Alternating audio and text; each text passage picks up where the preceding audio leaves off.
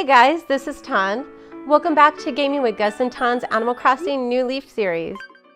During the last video, which is the first video of the series, I had shared my devastating story about how I lost over 530 hours that I invested into the game when I attempted to transfer my save file from my old 3DS to the new one I got. I don't know what I did wrong, but I did something wrong and I lost it. Now, you would think since you have the save file that's okay, let's just try this again, but unfortunately it doesn't work that way. All I've done is gone. But for some weird reason, it still tracks how many hours I put into it and it still shows all that time I invested before. I don't know, I don't get it, but that's okay. I wanted to go ahead and restart my town and do it with you guys. So for Animal Crossing fans, this will be fun for you to watch. You can get tips, tricks, whatever. Or if you've never touched the game, this is a perfect time to get your feet wet. So on the first video, I started my town again and I started it on Christmas Day.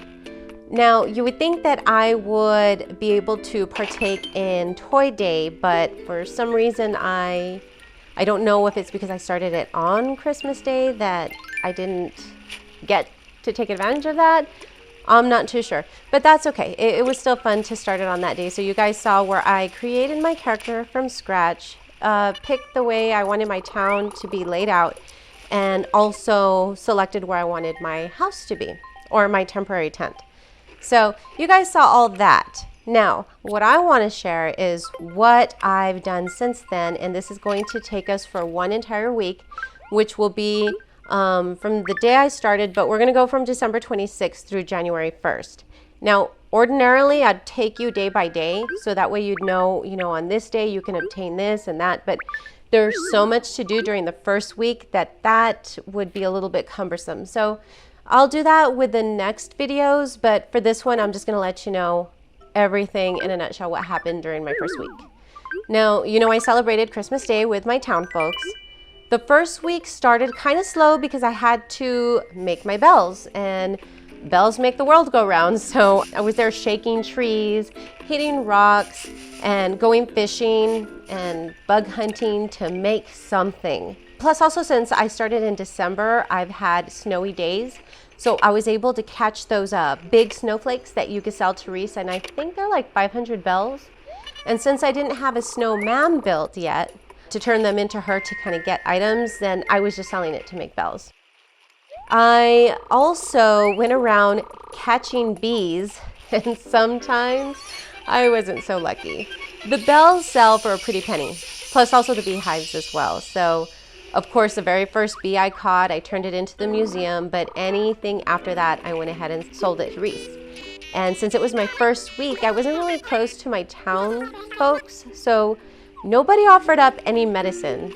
Yeah, it was kind of sad, but that's okay. I went around with a swollen eye that day because they weren't really being too friendly, but that's okay. Every fish and bug that I added to my encyclopedia was immediately donated to the museum. Once I donated everything, at least, everything once, then anything extra I went ahead and sold to Reese as well. I also donated the dreaded mole cricket. And after that, I did not care to dig up any more of those things. Those things haunt me. I will dig up holes and holes and holes and, oh no more mole crickets. So that's donated, thank goodness. I brought everything in retail that was already there when the town first opened up. And I filled all of the slots with gyroids that I had dug up, and I intentionally left one slot empty for villagers to sell their items. However, the first week, nothing would pop up, so they didn't come to sell anything, which was kind of disappointing because I want to hurry up and wake Cyrus up so I can utilize his craftiness so that way I can change my furniture into something a little bit different. And whenever the town people would come in, I would nudge them to my items to get them to buy it, so that way I made some more bells as well. Throughout the week, every single day, I dug up fossils and donated those too. I spoke to all of the villagers to make them happy in order to bring up the citizen satisfaction of the town so that I can begin development, and I wanted to go ahead and start with more bridges. As you know, when you first start the game, you only have one bridge. So the key is to get the other two built, since you could have a max of 3. That way it makes traversing through the entire town a lot quicker. So to go ahead and bring up the citizen satisfaction, I would talk to them, write them letters, and I even got my first nickname, which was Mega T. I didn't really care for it, but that's okay. As long as it makes them happy, I'm happy. Every single day, I stopped by the Able sisters and spoke to Sable to get her to offer access to the QR machine. But of course, I couldn't do that all in 1 week. I brought everything in the shop every day so that I can get Kix to hurry and open up. Plus, I also desperately need Shampoodle in my town. I really do not like the hairstyle that I started with, and I need to get my hair did as soon as possible. At first, when I was visiting the Able Sisters store, I wasn't saving the clothes. And then I started to think about it, and I started buying everything and then putting it in my locker and saving it because I wanted to be ready for when Gracie comes in town and she wants me to dress a certain way. I'll have hopefully everything that I need to make her happy so she can go ahead and set up shop in my town as well. I also did get to create 2 Christmas sweaters as pro designs, and that was a lot of fun. The first time I've ever created a pro design, I did it for my town flag, and it was a Princess Peach, and it was okay. But when I created the sweater, this was the first time I ever made any type of clothing, and it came out really good. I did go off of patterns that I found online, but I really liked them a lot, and I liked creating them too. Now also with Nookling Junction, I would go in and I would buy everything in the store every day so that I could also rush the store upgrades. I obtained the shovel and fishing rod the very first day, which really helped me to survive and raise those bells. I got my house, and so far I haven't really done too much to my home other than upgrades to make it bigger. I have not really put items. I didn't really care for the items that I've bought at Nookling Junction. So there's really hardly anything in my house right now. That is also why I have not really talked to Lloyd, because he's going to talk to me about the stuff on my floor, and I really don't want to hear it.